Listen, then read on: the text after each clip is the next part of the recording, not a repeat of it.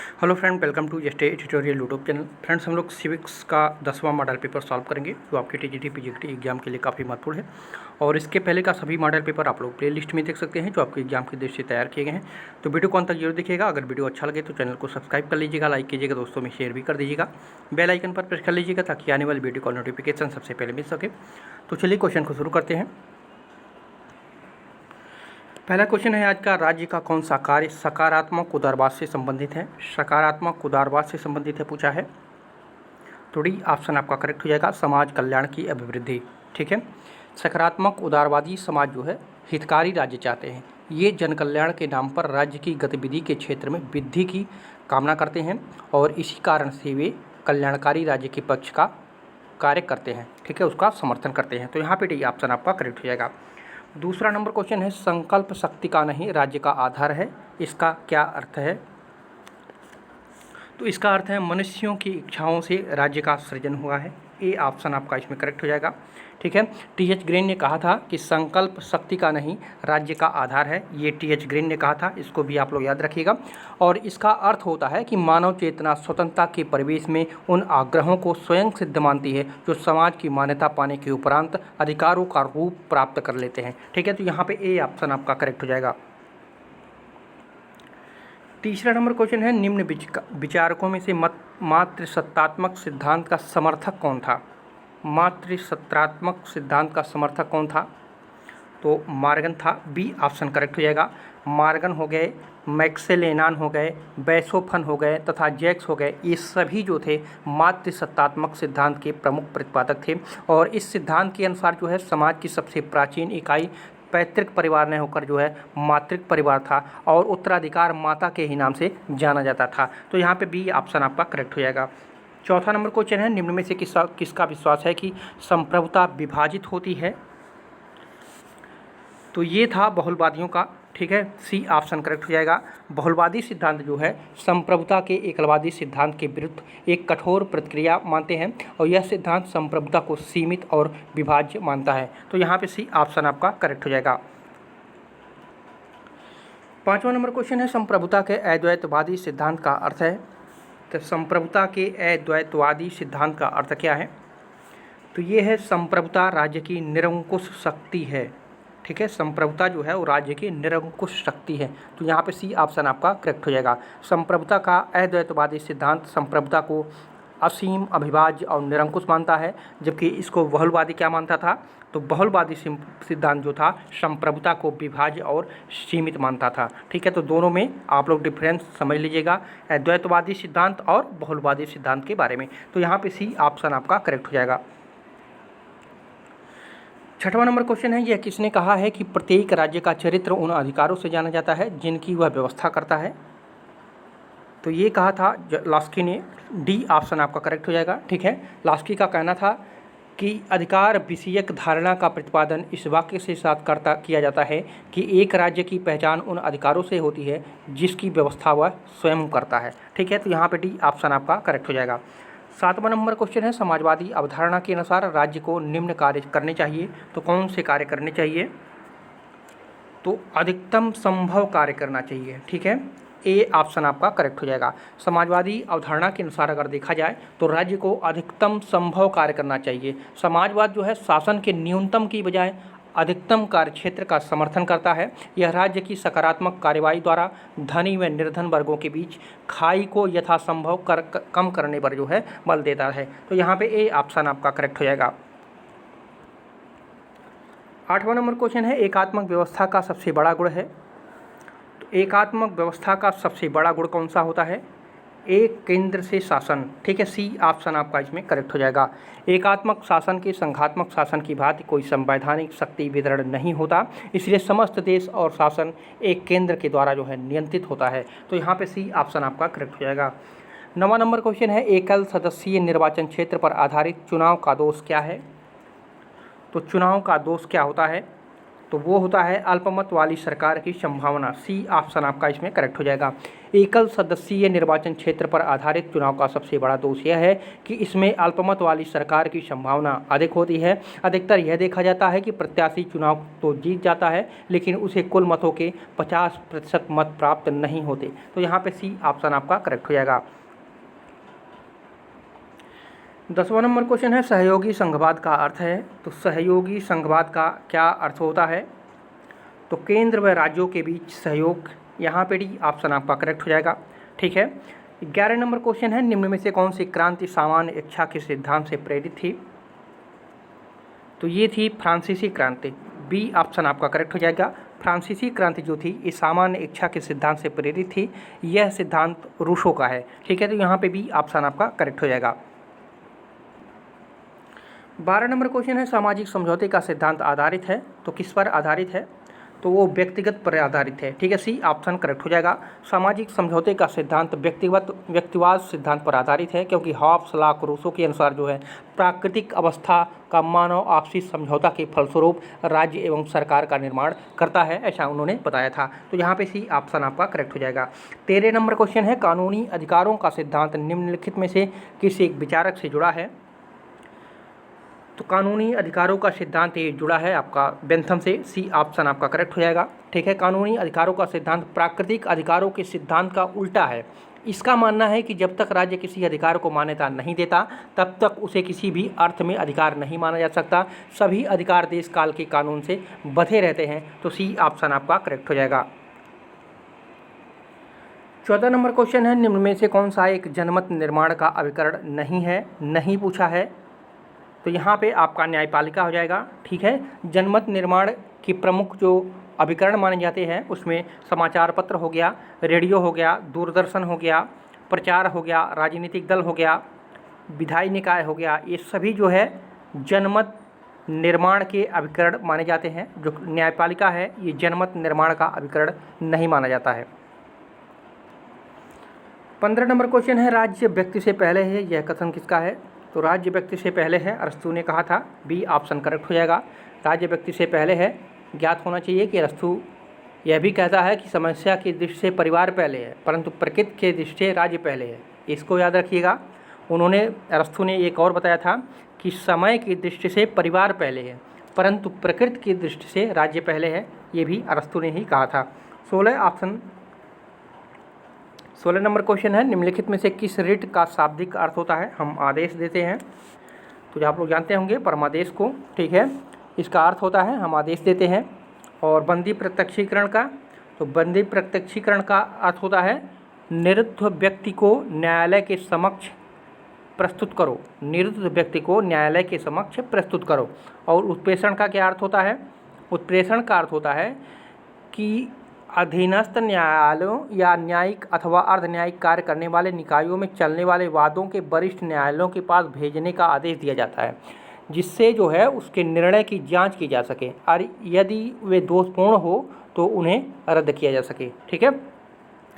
और अधिकार परीक्षा जो है, अधिकार परीक्षा है आपका प्राधिकार क्या है? यह रिट किसी ऐसे व्यक्ति के विरुद्ध जारी किया जाता है जो किसी सार्वजनिक पद को जो है अवैध रूप से धारण किए हुए हैं। तो इन चारों को याद रखिएगा, यहाँ से एक प्रश्न जरूर पूछा जाता है। तो यहाँ पे बी ऑप्शन आपका करेक्ट हो जाएगा प्रश्न के अनुसार।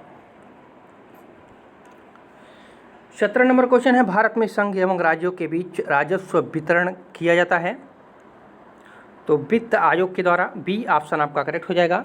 ठीक है, अनुच्छेद 280 में एक वित्त आयोग के गठन का उपबंध है जो 5 वर्ष के अंतराल पर गठित किया जाता है, जो राष्ट्रपति से संघ और राज्यों के बीच वित्तीय संसाधनों के वितरण के संबंध में जो है सिफारिश करेगा, ऐसा उसमें व्यवस्था किया गया है। ठीक है, तो यहाँ पे आपका बी ऑप्शन करेक्ट हो जाएगा। 18 नंबर क्वेश्चन है, निम्न में से कौन सी शर्त संविधानवाद के लिए आवश्यक नहीं है? तो ये है आपका शक्तिशाली नौकरशाही, डी ऑप्शन आपका करेक्ट हो जाएगा। ठीक है, शक्तिशाली नौकरशाही के बगैर भी संविधानवादी व्यवस्था चल सकती है। ठीक है, तो यहाँ पे डी ऑप्शन करेक्ट हो जाएगा। 19 नंबर क्वेश्चन है, भारतीय संघ का उदय हुआ था तो भारतीय संघ का उदय कब हुआ था? तो ये हुआ था केंद्रपरासी शक्तियों के कारण। ठीक है, ए ऑप्शन आपका करेक्ट हो जाएगा।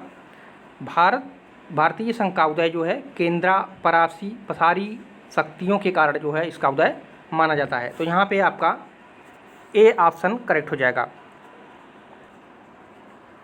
20वां नंबर क्वेश्चन है किस राज्य देश में दोहरी नागरिकता के सिद्धांत को स्वीकार किया गया है? तो ये यूएसए में, ठीक है। अमेरिका में जो है दोहरी नागरिकता है, जबकि भारत और कनाडा में देखा जाए तो भारत और कनाडा में एकल नागरिकता है, ठीक है। तो यहाँ पे डी ऑप्शन करेक्ट हो जाएगा। 21 नंबर क्वेश्चन है संसदीय शासन में वास्तविक कार्यपालिका शक्ति किसके पास होती है?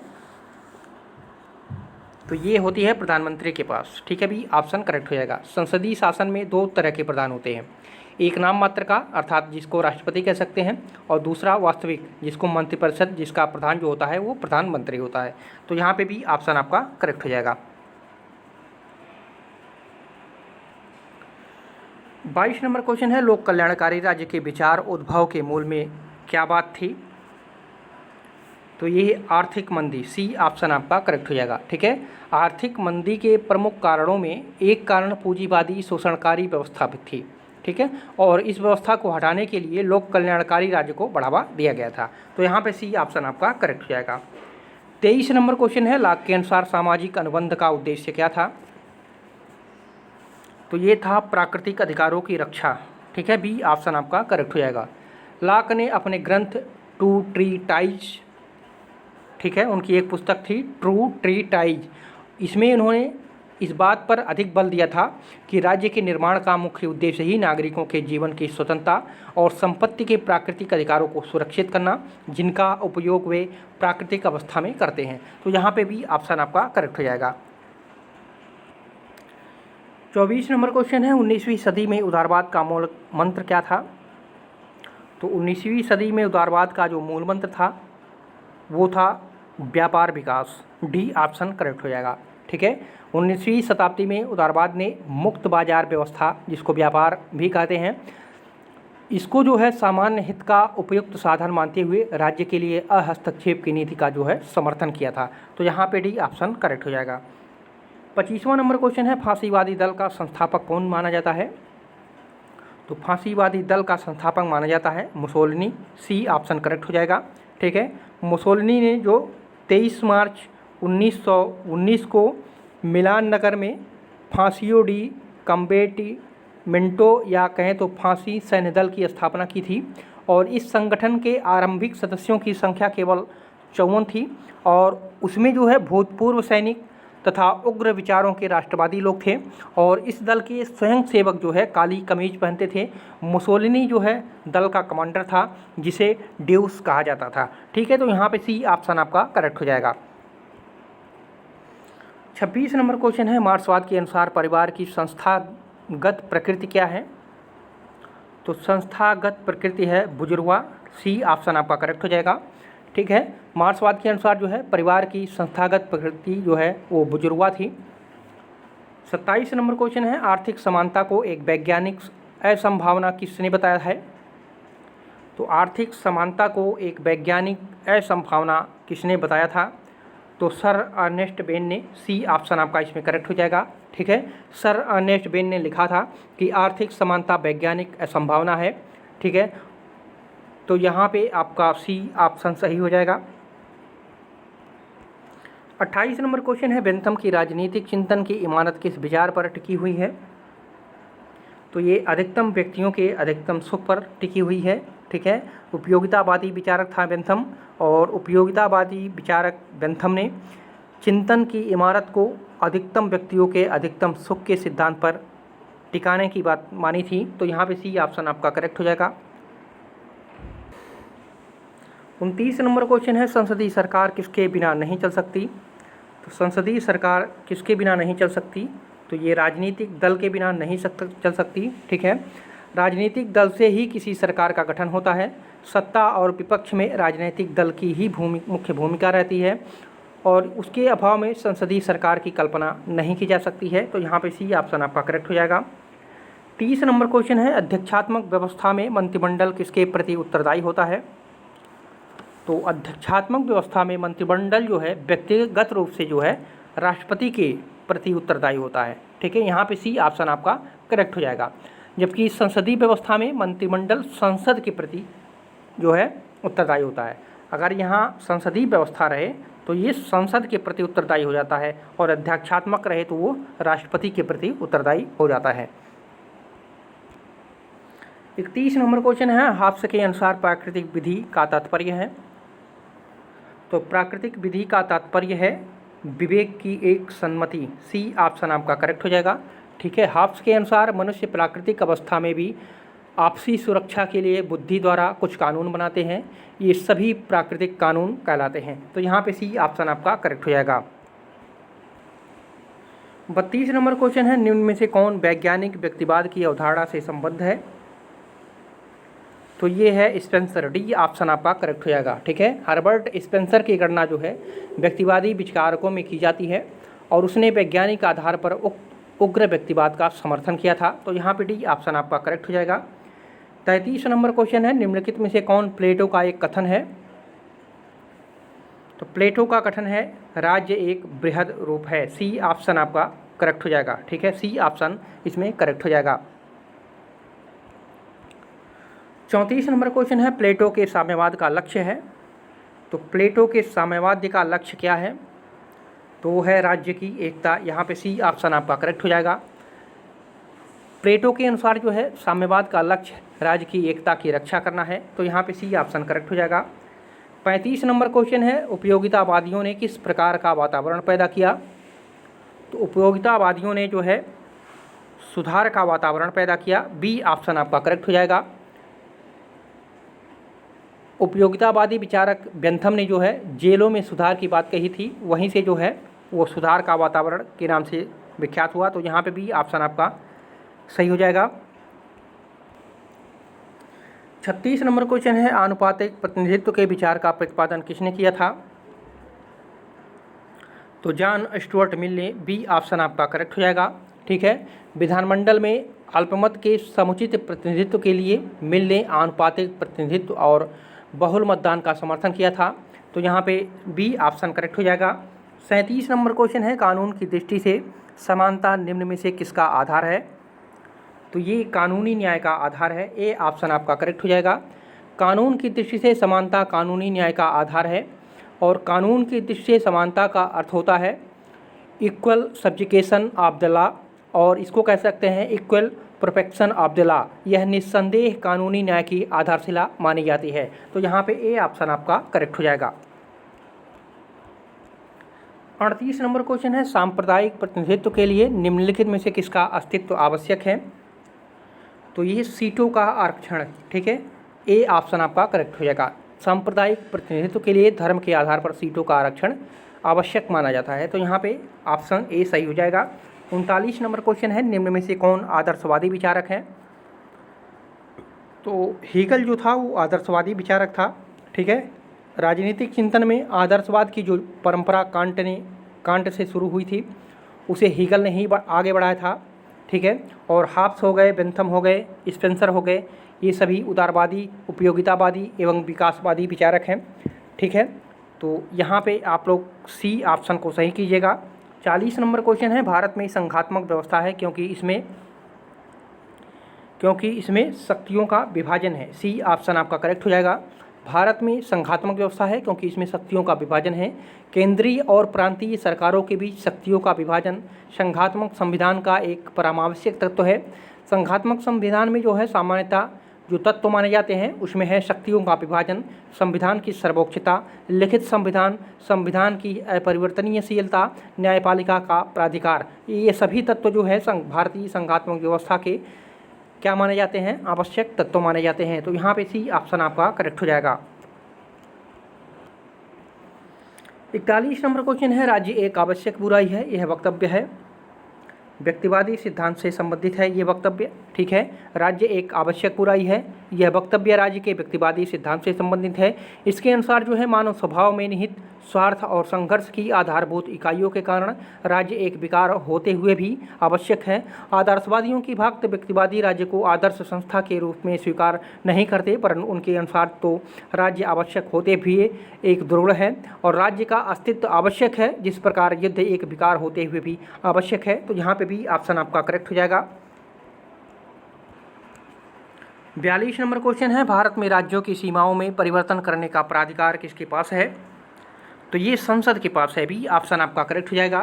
भारतीय संविधान के अनुच्छेद 3 के अंतर्गत जो है यह उल्लेख किया गया है कि संसद नए राज्यों का निर्माण कर सकती है, राज्य के नामों व सीमाओं में परिवर्तन कर सकती है। तो सी बी ऑप्शन आपका सही हो जाएगा।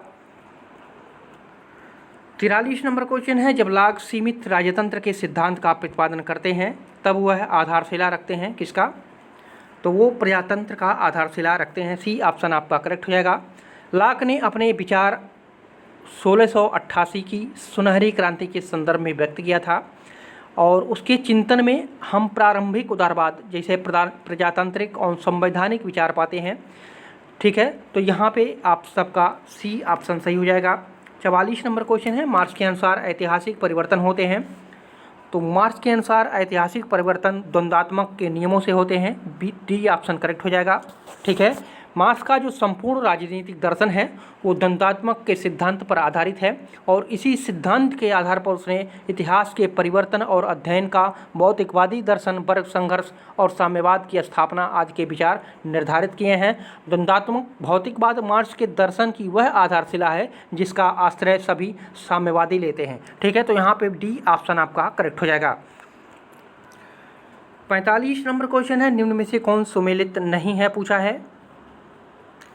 तो लोकप्रिय संप्रभुता रूसों का है, तो बिल्कुल सुमेलित है, ये सही हो जाएगा आपका। बी है राजनीतिक संप्रभुता लाक का है, तो ये भी सही है, बिल्कुल सही हो जाएगा। विधि संप्रभुता ऑस्टिन का है, ये भी सही हो जाएगा, बिल्कुल सही हो जाएगा। बाह्य संप्रभुता बेंथम का, ये आपका गलत हो जाएगा, यानी अर्थात डी आपका ऑप्शन सही हो जाएगा। ठीक है, बाह्य संप्रभुता की अवधारणा ग्रोसियस ने दिया था। ठीक है, ग्रोसियस ने दिया था, इसको याद रखिएगा। ठीक है, और ग्रोसियस ने अपनी संप्रभुता की धारणा को अंतर्राष्ट्रीय कानून से संबंधित किया था, इस पॉइंट को याद रखिएगा। और बाह्य संप्रभुता अंतर्राष्ट्रीय क्षेत्र में राज्य को पूर्ण स्वतंत्रता प्रदान करती है, ये भी याद रखिएगा। 3 पॉइंट इसमें आपको याद रखना है, तो यहाँ पे डी ऑप्शन आपका करेक्ट हो जाएगा। 46 नंबर क्वेश्चन है, सीमित एवं उदारवादी सरकार का सिद्धांत किसने दिया है? तो ये दिया है जॉन लॉक ने। बी ऑप्शन आपका करेक्ट हो जाएगा। जॉन लॉक एक सीमित एवं उत्तरदायी सरकार की कल्पना की थी। प्लेटो ने अपनी पुस्तक रिपब्लिक में लोकतंत्र की कठोर आलोचना की थी, लेकिन प्लेटो ने जो है सीमित एवं उत्तरदायी सरकार के सिद्धांत को बनाया था। 47 नंबर क्वेश्चन है, संसदात्मक और अध्यक्षात्मक शासन में सरकारों के वर्गीकरण का आधार क्या माना जाता है? तो विधायिका और कार्यपालिका संबंध माना जाता है। बी ऑप्शन आपका करेक्ट हो जाएगा। ठीक है, संसदात्मक और अध्यक्षात्मक शासन प्रणालियों में अंतर का प्रमुख आधार कार्यपालिका व व्यवस्थापिका की शक्तियों का आपसी संबंध माना जाता है। तो बी ऑप्शन आपका सही हो जाएगा। 48 नंबर क्वेश्चन है, किस देश को संघीय व्यवस्था का नमूना माना जाता है? तो ये यूएसए को माना जाता है। ए ऑप्शन आपका करेक्ट हो जाएगा। संघीय व्यवस्था का नमूना जो है यूएसए को माना जाता है। संघीय व्यवस्था संयुक्त राज्य अमेरिका की एक प्रमुख विशेषता है और विश्व में सबसे पहले यूएसए द्वारा ही से अपनाया गया था। तो यहाँ पे ए ऑप्शन आपका करेक्ट हो जाएगा। 49 नंबर क्वेश्चन है, उच्च न्यायालय के न्यायाधीशों के वेतन और भत्ते दिए जाते हैं। तो भारत की समेकित निधि से दिए जाते हैं। ए ऑप्शन आपका करेक्ट हो जाएगा। ठीक है, संविधान के अनुच्छेद 202 के सब आर्टिकल 3 के घ में ये बताया गया है कि उच्च न्यायालय के न्यायाधीशों के वेतन एवं भत्ते राज्य की संचित समेकित निधि से दिए जाते हैं, किंतु अनुच्छेद 112 के 3 के घ के तहत जो है इन्हें पेंशन जो है भारत सरकार की संचित निधि से दी जाती है। ठीक है, वेतन भत्ते राज्य की संचित निधि समेकित निधि से दिए जाते हैं और पेंशन जो है भारत सरकार की संचित निधि से दिया जाता है। तो दोनों पॉइंट को याद रखिएगा। ये आता है आर्टिकल 202 के अनुसार और ये 112 के अनुसार। तो यहाँ पे ए ऑप्शन आपका करेक्ट हो जाएगा।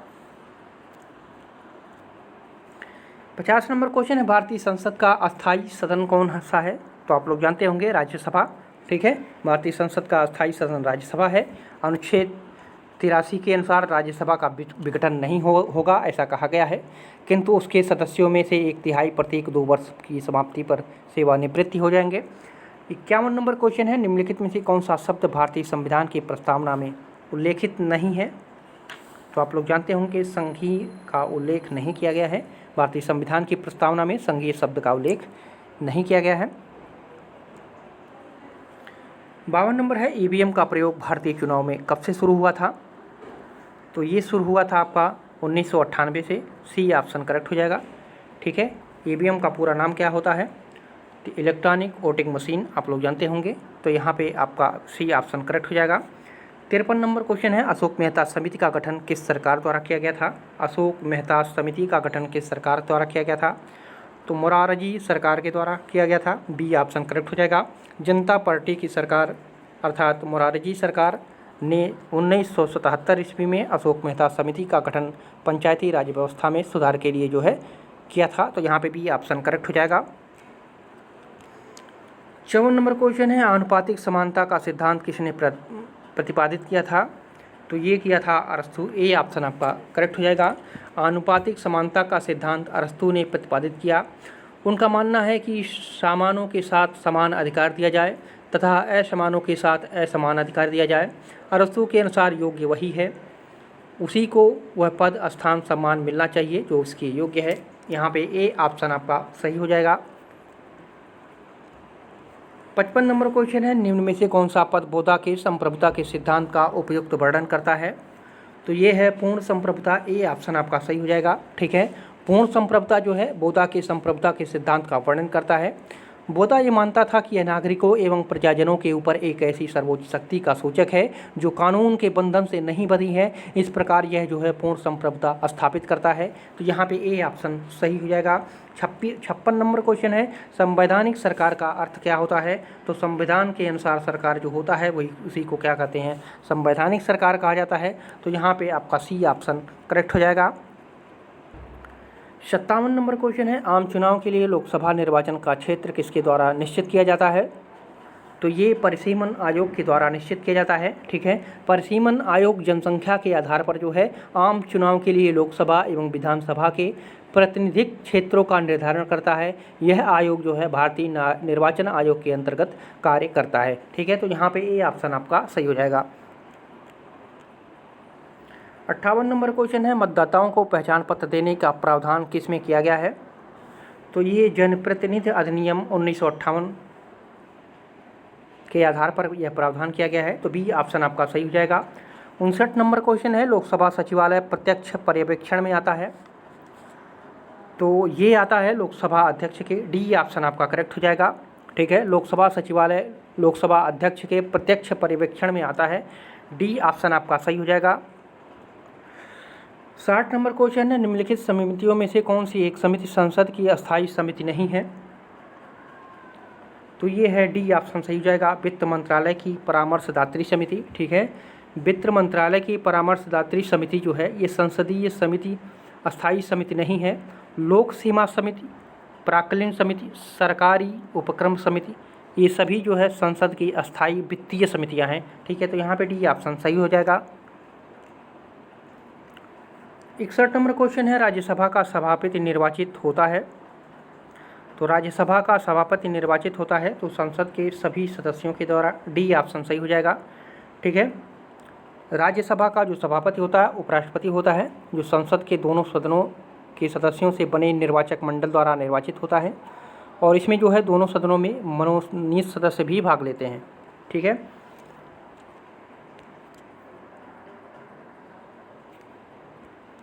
62 नंबर क्वेश्चन है, निम्न में से किस एक प्रधानमंत्री के अल्पमत सरकार का नेतृत्व नहीं किया? तो ये मोरारजी देसाई ने। ठीक है, सन 1977 में पहली बार जो है जनता पार्टी के रूप में गैर कांग्रेसी सरकार केंद्र में सत्तारूढ़ हुई और इसके प्रधानमंत्री मोरारजी देसाई बने। ये सरकार जो है अल्पमत नहीं थी। ठीक है, तो यहाँ पे डी ऑप्शन आपका करेक्ट हो जाएगा। 63 नंबर क्वेश्चन है, सरल एकीकृत न्यायपालिका है? तो सरल एकीकृत न्यायपालिका जो है वो भारत में है, नाइजीरिया में है, कनाडा में है। ठीक है, भारत, नाइजीरिया तथा कनाडा में सरल एवं एकीकृत न्यायपालिका है। यहाँ पर एक ही सर्वोच्च न्यायालय है, जबकि अमेरिका में और ऑस्ट्रेलिया में देखा जाए, ठीक है, अमेरिका और ऑस्ट्रेलिया में दोहरी नागरिकता है और संसद की राज्यों में जो है अलग अलग सर्वोच्च न्यायालय भी हैं। ठीक है, तो इसको भी याद रखिएगा, यहाँ पे भी ऑप्शन सही हो जाएगा।